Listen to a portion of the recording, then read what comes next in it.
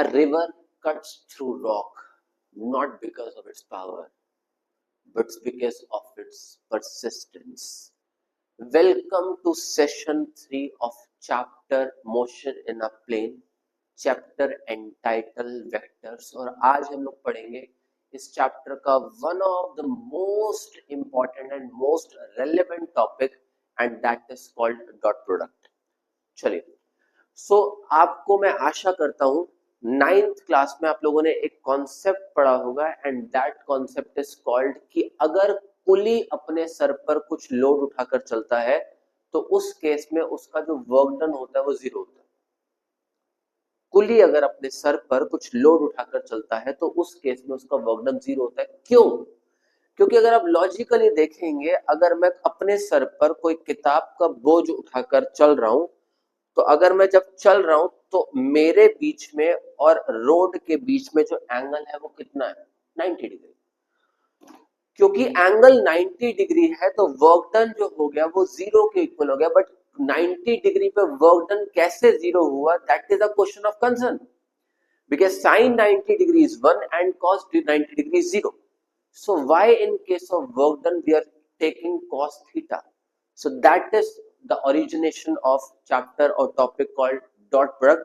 तो आज हम इसको इन डेप्थ में समझेंगे कि डॉट प्रोडक्ट काम कैसे करता है और डॉट प्रोडक्ट को और किन किन नामों से जानते हैं। तो चलिए स्टार्ट करते हैं। तो सबसे पहले हम लोगों के पास जो टॉपिक आता है, जब हम डॉट प्रोडक्ट की बात करते हैं तो रूल बोलता है, इसको चलिए एक एग्जांपल समझते पहले। फॉर एग्जाम्पल, अगर मैंने बोला कि वर्क का फॉर्मूला जो होता है वो फोर्स इनटू डिस्प्लेसमेंट होता है, और पुली का अगर मैंने केस लिया और मैंने लिख दिया एफ एस कॉस 90 डिग्री, तो मेरा जो वर्क डन है वो जीरो के इक्वल आ गया। अब कॉस ही क्यों लिया?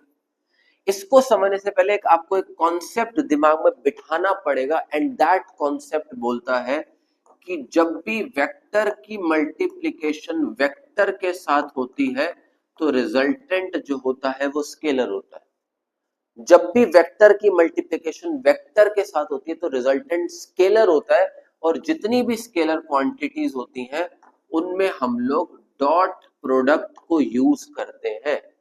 इसका देसी एग्जांपल है, अगर मैं बात करूं वर्क की, तो वर्क का फॉर्मूला होता है force into displacement. Force in displacement is what? It's work. तो फोर्स क्या है? एक वेक्टर क्वांटिटी। डिस्प्लेसमेंट क्या है? एक वेक्टर क्वांटिटी। तो वर्क क्या हो गया? एक स्केलर क्वांटिटी। क्या इसका कोई और भी एग्जांपल है? Answer is yes. इसका दूसरा एग्जांपल है पावर। पावर का फॉर्मूला होता है फोर्स इनटू वेलोसिटी। फोर्स एक वेक्टर क्वांटिटी, वेलोसिटी एक वेक्टर क्वांटिटी, तो पावर क्या बन गया? Scalar quantity. अगर आपने इस चीज को दिमाग में बैठा लिया तो किसी भी डॉट प्रोडक्ट के क्वेश्चन में अटकोगे नहीं। तो चलिए इसको ध्यान से और समझते हैं काम कैसे करता है। तो सबसे पहले हमें कुछ बेसिक फंडामेंटल रूल्स को दिमाग में रखना पड़ेगा, कुछ बेसिक लॉस को दिमाग में रखना पड़ेगा डॉट प्रोडक्ट को इन डेप्थ में समझने के लिए। और आज हम कम से कम 10-15 क्वेश्चंस करेंगे इस टॉपिक पे, ताकि इन डेप्थ में जाकर गहराई से इस चैप्टर को समझ पाए हम लोग। तो सबसे पहले आपको क्या दिमाग में रखना है कि जब डॉट हटता तो कॉस थीटा आता। वर्क का फॉर्मूला एफ डॉट एस था, डॉट हटा कॉस थीटा आ गया, मतलब A dot B is A B cos theta, W equals to F dot S is F S cos theta. तो ए डॉट बी किसके equal हो गया? That is equal to A B cos theta, मतलब dot हटा तो क्या आ गया? Cos theta आ गया। देसी एग्जांपल, वर्क का formula F dot S F S cos theta, power का formula F dot B F B cos theta. Force vector quantity, displacement vector quantity, तो power scalar quantity. Force vector quantity, displacement vector quantity, work is a scalar quantity, क्योंकि vector into vector is always a scalar. चलिए, अब इसके बाद इसके कुछ basic 5-7-10 principles हैं जो आपको दिमाग में बिठाने पड़ेंगे। पहला प्रिंसिपल बोलता है कि जो स्केलर प्रोडक्ट होता है वो एंटी कॉम्यूटेटिव होता है, सॉरी कॉम्यूटेटिव होता है। तो कॉम्यूटेटिव का मतलब होता है कि ए डॉट बी जो होता है वो बी डॉट ए के इक्वल होता है, मतलब कहीं आई कैप डॉट जे कैप लिखा है या कहीं जे कैप डॉट आई कैप लिखा है तो बात एक ही होती है, बिकॉज दे आर कॉम्यूटेटिव। दूसरी प्रॉपर्टी आती है कि जो स्केलर प्रोडक्ट्स होते हैं वो डिस्ट्रीब्यूटिव होते हैं एडिशन पे, मतलब अगर मैं a डॉट बी प्लस सी कर रहा हूं तो अगर मैं इसको डिस्ट्रीब्यूट कर दूंगा तो ये बन जाएगा a dot B plus a dot C. तीसरा रूल बोलता है कि अगर दो वेक्टर्स आपस में परपेंडिकुलर है तो उनका जो स्केलर प्रोडक्ट होगा वो जीरो के इक्वल होगा।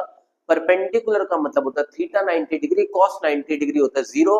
तो a dot B is A B cos 90 degree and cos 90 is zero, therefore a dot B equals to zero. कुली ने सर पर कुछ लोड उठा के चला, एंगल बना रहा था 90 degree, W equals to F dot S, F S cos 90 degree, so work done is zero. मतलब जब भी स्केलर प्रोडक्ट परपेंडिकुलर होंगे तो रिजल्टेंट आंख बंद करके जीरो कर देना। चलिए नेक्स्ट प्रॉपर्टी आती है हम लोगों की कि जो स्केलर प्रोडक्ट होता है दो पैरेलल वेक्टर्स का सेम डायरेक्शन में जब वो ट्रेवल करते हैं तो उसकी वैल्यू मैक्सिमम होती है। मतलब जब भी दो वेक्टर्स आपस में पैरेलल होंगे तो उस केस में जो रिजल्टेंट होगा उसकी वैल्यू मैक्सिमम होगी। फॉर एग्जांपल अगर मैं बोल रहा हूँ वर्क का फॉर्मूला फोर्स इनटू डिस्प्लेसमेंट है, अगर फोर्स और डिस्प्लेसमेंट एक ही डायरेक्शन में चल रहे होंगे तो वर्क मैक्सिमम होगा। फॉर एग्जांपल अगर मैं बोलूं एक टेबल को मैं धक्का मार रहा हूं तो धक्का जिस डायरेक्शन में मार रहा हूं अगर उसी डायरेक्शन में टेबल मूव कर रहा होगा तो वर्क डन की वैल्यू मैक्सिमम होगी, क्योंकि थीटा 0 डिग्री होगा, कॉस 0 डिग्री 1 के इक्वल होता है, मतलब वर्क एफ एस के इक्वल हो जाएगा। तो 90 डिग्री का एग्जांपल आपको दिमाग में रखना है, कुली वाला 0 डिग्री का एग्जांपल आपको दिमाग में रखना है जब आप किसी टेबल पर धक्का मार रहे हो तो वर्क डन की वैल्यू पॉजिटिव हो जाएगी। तीसरा केस बोलता है कि जब दो पैरेलल वेक्टर्स ऑपोजिट डायरेक्शन में तो उनका स्केलर प्रोडक्ट जो होगा वो मैक्सिमम नेगेटिव होगा, मैक्सिमम नेगेटिव होगा। इसका परफेक्ट एग्जांपल है आप आगे चल रहे हो, फ्रिक्शन पीछे लग रहा है तो एंगल कितना होगा, angle is 180 degree and cos 180 degree is -1, so W equals to -fs, theta is 180 degree. तो 0 डिग्री पे वर्क मैक्सिमम, 90 डिग्री पे वर्क जीरो एंड 180 डिग्री पे वर्क माइनस हो जाएगा, नेगेटिव हो जाएगा। ये कुछ बेसिक रूल दिमाग में रखना है।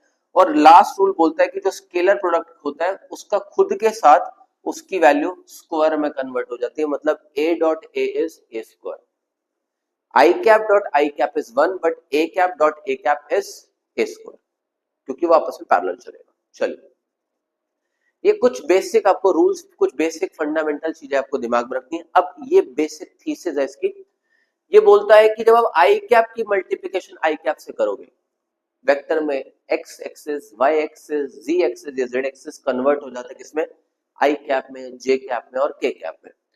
तो ये बोलता है जब आई कैप की मल्टीप्लिकेशन आई कैप से करोगे मतलब आई कैप डॉट आई कैप, इसका मतलब आई cap is X axis, I cap is again axis, they are parallel to each other, that means they are having angle of 0 degree, cos 0 is 1, so I cap dot I cap is 1, J cap dot J cap is 1 because they are parallel, K cap dot K cap is again 1 because they are parallel, but I cap dot J cap is 0.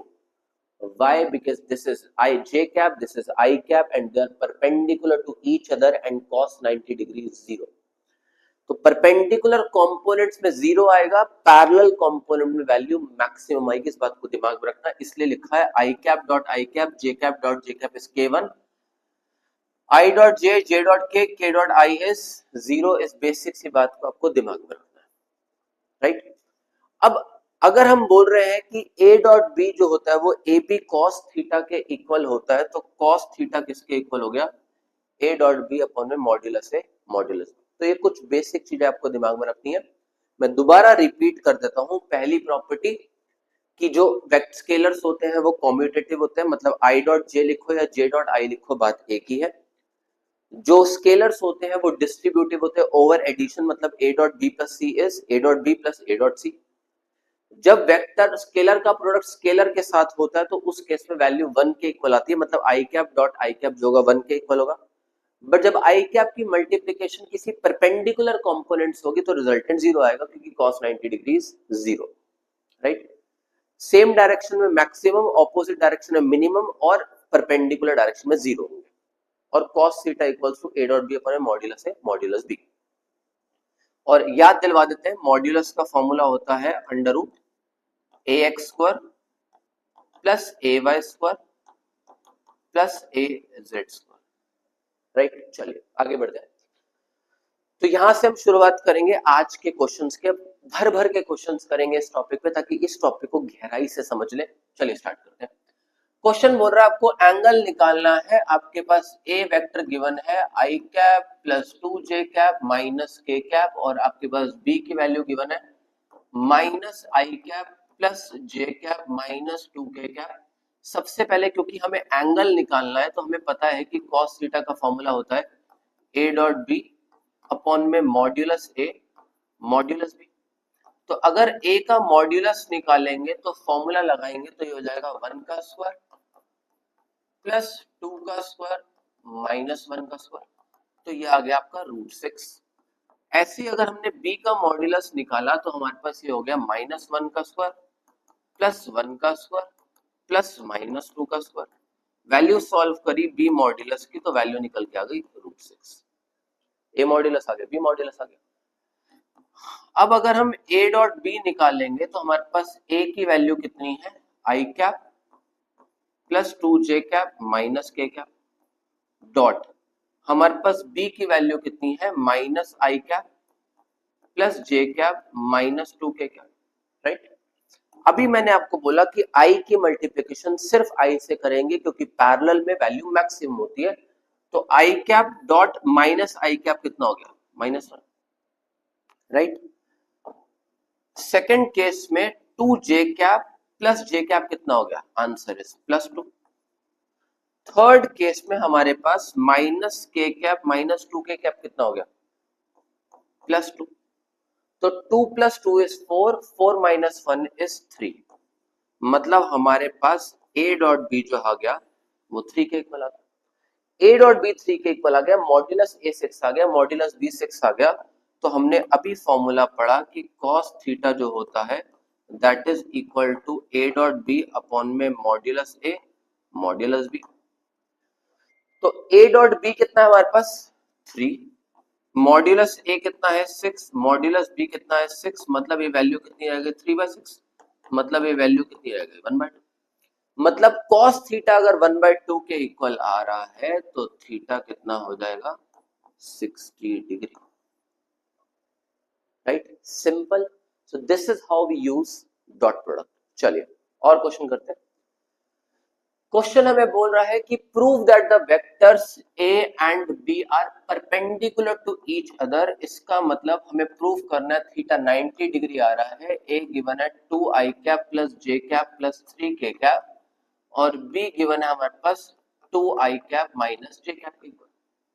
तो सबसे पहले अगर हम इसका dot product कर लें a dot b तो ये हो गया i cap plus 2j cap plus 3k cap dot 2i cap minus j cap. इसका मतलब i cap into 2i cap करा तो बच गया 2, 2j cap minus j cap तो बच गया कितना 2, k कैप तो है ही नहीं 0। इसका मतलब ये कितना आ गया 0। इसका मतलब अगर आपके पास a डॉट b ही 0 के इक्वल आ गया और cos थीटा का फॉर्मूला होता है a डॉट b अपॉन में मॉड्यूलस a मॉड्यूलस b तो 0 आ गया। अगर cos थीटा आपका 0 के इक्वल आ रहा है तो आपका थीटा कितना हो जाएगा 90 डिग्री के इक्वल। इसका मतलब जो a होगा वो परपेंडिकुलर होगा b के। Simple, this is how we are using dot product. चलिए नेक्स्ट क्वेश्चन बोल रहा है कि जो मैग्नीट्यूड है दो वेक्टर्स का वो 3 एंड 4 है। इसका मतलब a जो है b है 3 है, b जो है वो 4 है and their scalar product is 6। इसका मतलब a डॉट b जो है वो 6 है। हमें एंगल निकालना है, मतलब हमें थीटा की वैल्यू को फाइंड करना। अगर थीटा फाइंड करना है तो cos theta equals to a dot b upon में modulus a modulus b। a dot b 6 modulus a 3 modulus b 4, 6 4 12, 3 4 12 मतलब 1/2 आ गया। इसका मतलब cos थीटा जो आ गया वो 1/2 के इक्वल आ गया, मतलब थीटा की वैल्यू 60 डिग्री के equal. This is how we use dot product. चलिए नेक्स्ट क्वेश्चन। क्वेश्चन हमें बोल रहा है हमें लैम्डा की वैल्यू को फाइंड करना है जब हमारे पास a जो है वो गिवन है 2i cap plus lambda j cap plus k cap और हमारे पास b जो है that is equal to 4i cap minus 2j cap minus 2k cap और ये आपस में जो है वो परपेंडिकुलर है, मतलब थीटा 90 डिग्री। अगर थीटा 90 डिग्री के इक्वल है तो a डॉट b किसके इक्वल होता है, a b cos थीटा। और अगर थीटा 90 डिग्री ही है तो a डॉट बी किसके इक्वल हो गया, 0 के इक्वल।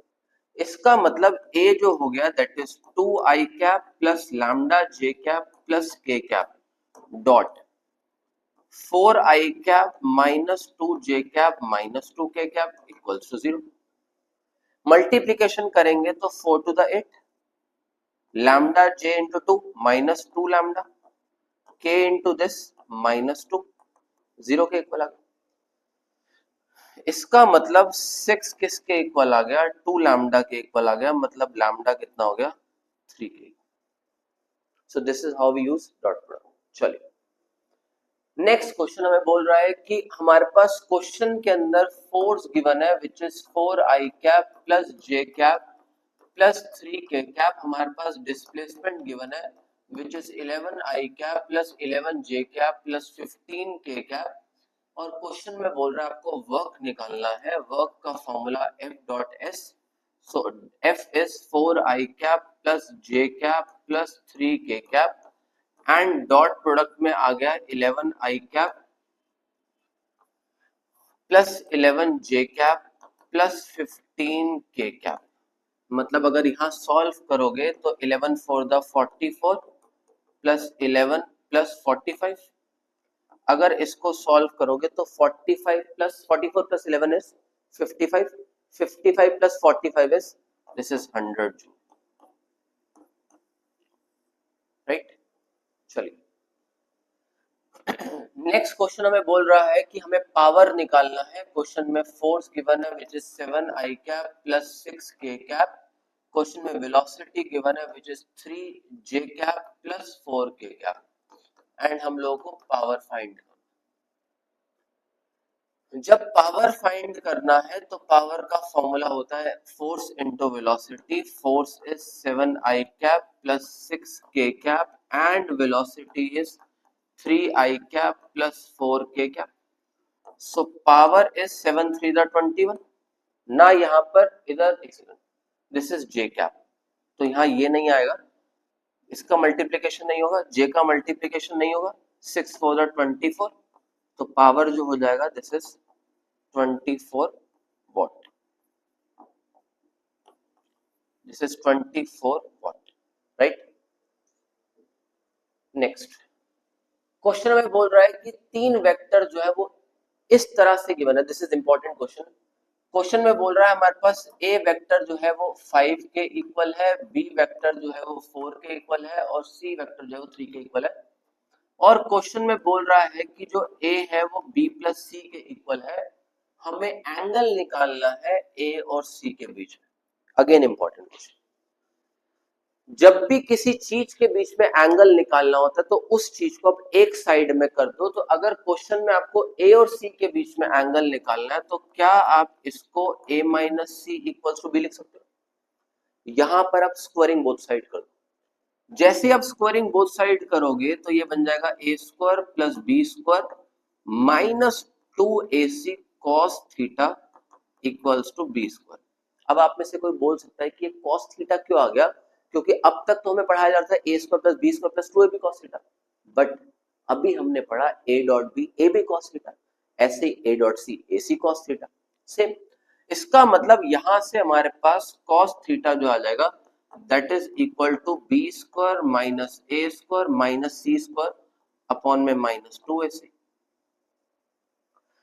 दैट मीन्स जो cos थीटा हो जाएगा B square 16 A square 25 C square 9 upon में minus 2 A is 5 C is 3। That means cos theta equals to 16 minus 25 minus 9 minus 9 minus 9 minus 18 5 to the 15 15 to the 30 minus 30। That means cos theta equals to 3 upon 5 क्योंकि 6 3 the 18 6 5 the 30 मतलब theta किसके equal आ गया cos inverse 3/5 के equal. चलिए इसके बाद next आता है हम लोगों का सेम क्वेश्चन। ये आप होमवर्क करोगे। इस क्वेश्चन में आपके पास P जो है वो इक्वल है 5 के, जो Q है वो इक्वल है 12 के और जो r है वो इक्वल है 13 और आपको q और r के बीच में एंगल निकालना है जब p प्लस q जो है वो r के इक्वल। कर लोगे? q और r के बीच में अगर एंगल निकालना है तो p को क्या लिख सकते हो, r minus Q, cos theta निकालो, सॉल्व कर दो, आंसर है। This is your homework. चलिए, क्वेश्चन आपको बोल रहा है कि आपके पास a प्लस बी मॉड्यूलस जो है वो इक्वल है a माइनस बी मॉड्यूलस के और आपको थीटा की वैल्यू फाइंड करनी है। अगर आपको थीटा निकालना है तो आप क्या करोगे, स्क्वायरिंग बोथ साइड कर दो। जब आप स्क्वायरिंग बोथ साइड करोगे तो यहां पर आपके पास a प्लस बी का square equals to a minus B का स्क्वायर आ गया। अब आइडेंटिटी लगाओगे तो a square plus B square plus 2ab cos theta जो है वो इक्वल आ गया a square plus B square minus 2ab cos theta. a square B square a square B square cancel, मतलब 4ab cos थीटा जो हो गया वो 0 के इक्वल हो गया, मतलब cos थीटा जो हो गया वो 0 के इक्वल हो गया, तो थीटा कितना हो गया, 90 डिग्री। इसका मतलब यहां पर आपने प्रूफ कर दिया कि अगर ये कंडीशन होगी तो आंसर 90 डिग्री आएगा। एमसीक्यू में भी क्वेश्चन आ सकता है। चलो नेक्स्ट क्वेश्चन। क्वेश्चन आपको बोल रहा है कि आपके पास a plus 2b dot 2a minus 3b जो है वो इक्वल है 2a square plus ab cos theta minus 6b square के इक्वल।